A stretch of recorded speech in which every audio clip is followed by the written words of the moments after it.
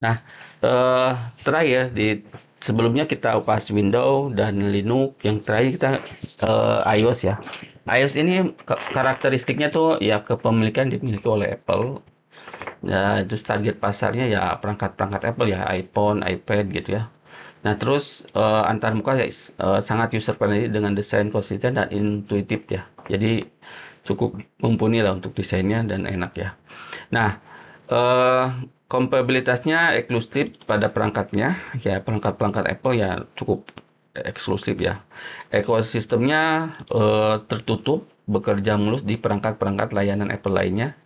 Keamanannya sangat sangat ini diperhatikan ya. Jadi enkripsi data, aplikasi sandbox-nya, terus kontrol ketat di App Store-nya.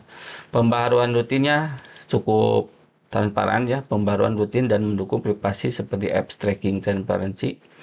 Dan kelebihannya itu performance optimal karena integritas perangkat keras dan perangkat lunak. Ekosistem Apple, iCloud, handoff, AirDrop sangat efisien. Kekurangannya hanya ada di perangkat Apple dan tidak fleksibel misalkan didukung penginstalan aplikasi di luar yang App Store. Jadi ya kalau di luar perangkat-perangkat Apple ya dia agak sulit ya, bukannya bisa, enggak, agak sulit, bahkan ya kategori nggak bisa ya. Nah, ini beberapa perbandingan yang memang saya buat rangkumannya. Ya maksudnya ada yang rangkumannya. Perbandingannya itu Windows, Linux, iOS ya. Jadi untuk yang berbayar kalian gunainnya Windows ya. Kalian gunain Windows. Tapi untuk gratisan kalian gunain Linux, dan berbayar juga iOS ya. Gitu ya. Jadi tergantung sebenarnya kebutuhannya. Terus kalau saya rangkumkan ya di antara tiga ini, kalau Windows kalian Home Edition ya, jadi dia ya untuk kayak gaming gitu ya. Terus kayak ya untuk yang pemula gitu ya, yang operasional office gitu ya. Jadi bisnis-bisnis dia lebih cenderung enak lah ya, gitu, mudah gitu.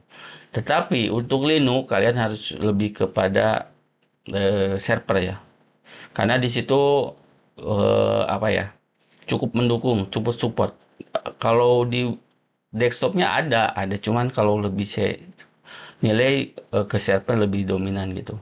Nah, sekarang kalau iOS gitu kalian dia penengah ya, misalnya dia lebih cenderung ke Home Edition, cuman berbayar dan apa ya, desainnya lebih menarik, desain lebih ke orang-orang desain ya, desain itu iOS sih lebih cenderung ke situ.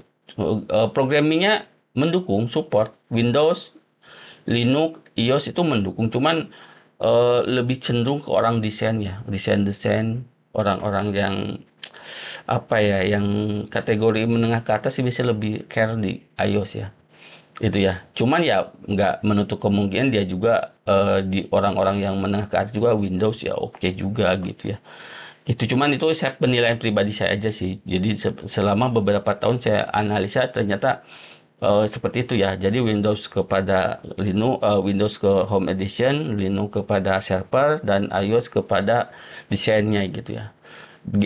Programming di iOS nyaman, enak, nyaman. Cuman desainnya lebih nyaman lagi gitu. Oke gitu ya.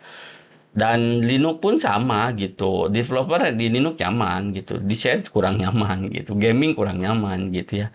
Nah, kalau Windows gitu ya. Windows di sisi desain ada nyamannya, cuman kurang lah. Programming juga ada nyamannya, cuman kurang juga gitu. Main game cocok banget gitu. Nah, seperti itu ya. Itu gambar-gambar penilaian pribadi saya. Semoga dapat menjadi tambahan informasi aja. Terima kasih.